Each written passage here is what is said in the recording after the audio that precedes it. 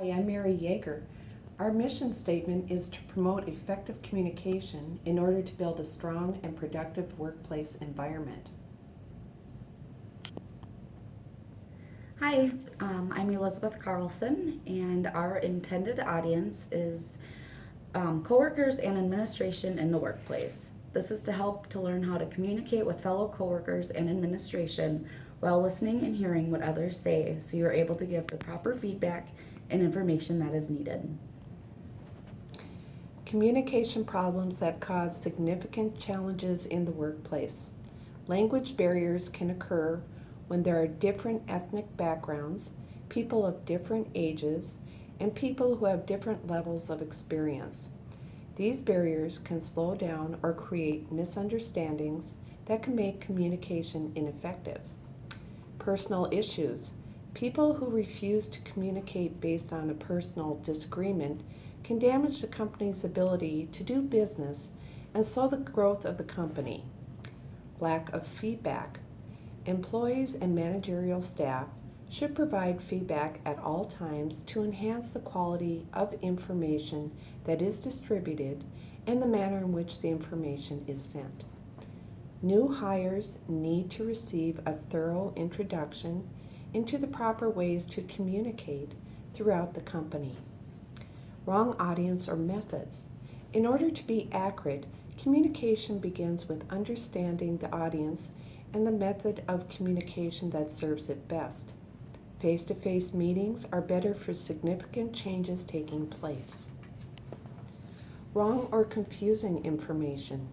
Review the information prior to presenting it to ensure it is well defined and precise. Too much, too little, too late. One of the major communication problems at work is that there is usually not enough information, there is too much information, or it is delivered after the fact. For communication to be useful, it must be timely and in the amount needed for people to become knowledgeable without causing them to overreact or miss the point. Misinterpretation. When communication is vague, it can lead to confusion. To deliver material successfully, it must be brief, clear, and to the point. Listening skills, questions, and feedback. Verbal communication requires attentive listening skills of the audience. When you don't have the complete attention of your audience, your message won't be established. For face-to-face meetings, a good habit is to avoid interruptions during the meeting. Have people leave their cell phones at their desks and hold the meetings in a conference room or other quiet location. Allow questions after the meeting to clear up any misperception or misunderstandings. Here's Oh, wait, nope. Here are some training lessons for a few of things of language barriers, personal issues, lack of feedback, new hires, wrong and confusing information, and misinterpretation in the workplace. Acknowledge that poor communication is a problem. Don't be afraid to speak up and ask someone to repeat what was said or use different words that are easier to understand. Focus the area of training on problem areas such as overuse of slang, professional jargons, and speaking too fast. Make the training fun and interactive. Using role play to make your points. Motivate the employees to make sure they are communicating with each other using new techniques to improve communication. Managers need to take responsibility in giving direction and assigning tasks to all employees. Employees also need to communicate with other departments within the company so projects are running smoothly and tasks are getting accomplished. Failing to communicate with departments and management can cause conflict within departments, which can then lead to mistakes, wasted time, and delays in projects. Conflict and personal issues at work are to be avoided as best you can. When gossip comes about, ask the person who is being spoken of directly to get the information.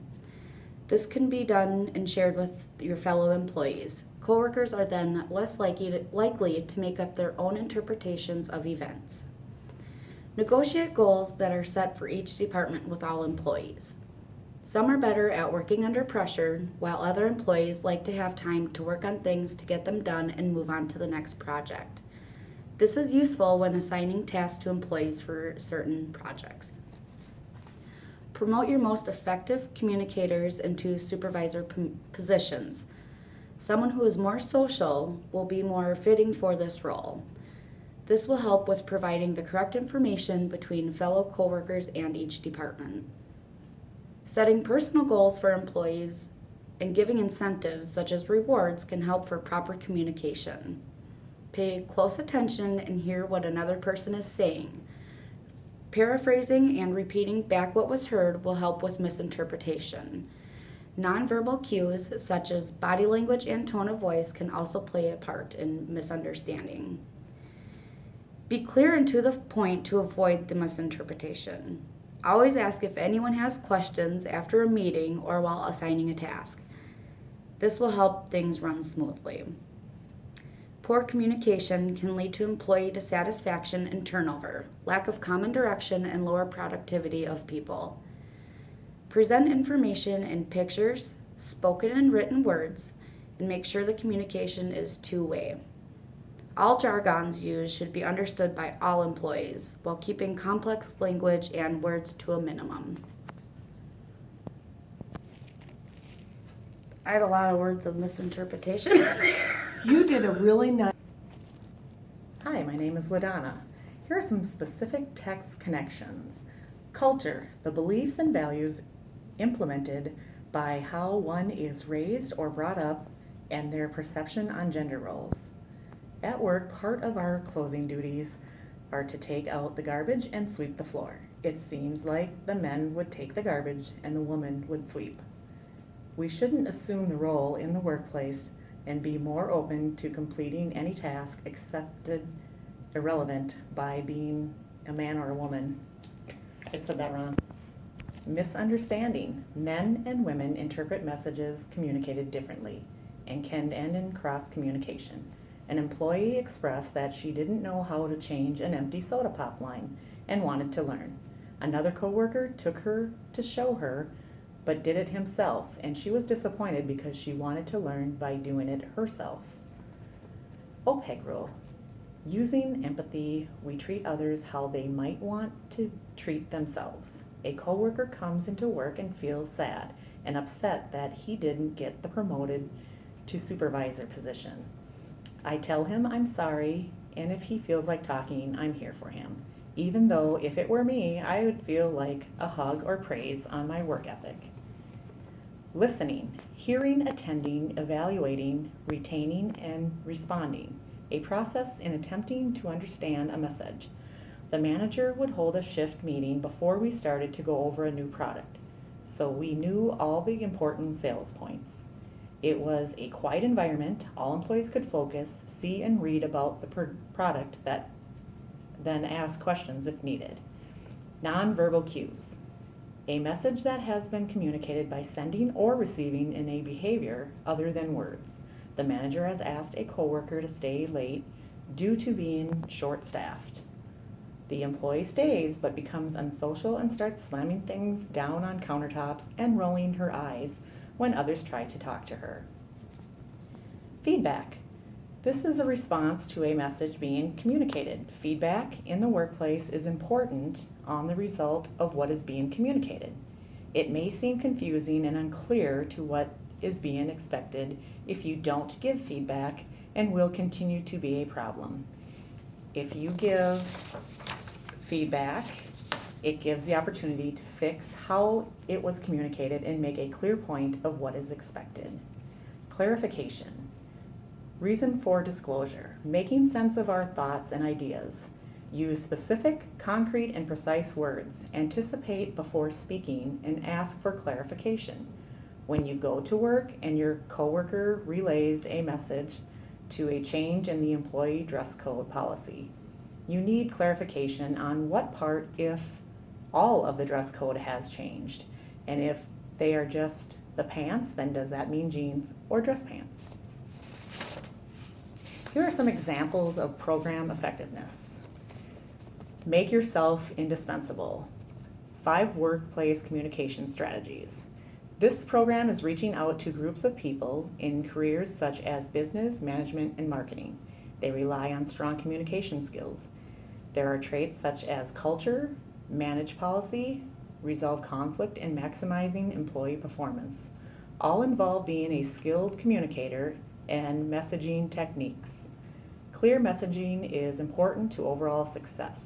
The 5 tips it lists are listening, paying attention to what you say without saying it, know your audience, remember the message, sent isn't always the message received, and get to the point. How to be a better communicator in the workplace. This program is reaching out to groups of people in leadership and support roles. It is teaching how to interact with others by using more than words. It is how and when you choose to share information, your body language, tone, and quality of your voice. The tips listed here are know the outcome, build a reputation, avoid flaunting power or intellect, be confident, show awareness of others, consider timing, master the art of listening, and earn respect and trust. The last, what are benefits of effective communication in the workplace? This program focused on verbal and nonverbal communication in the workplace. It explains how to go beyond words. The employees should know how to communicate well in written reports and emails. It's important they can effectively communicate with the company, with customers, vendors, and international partners. The areas it benefits are help with diversity, global business, team building, and employee morale.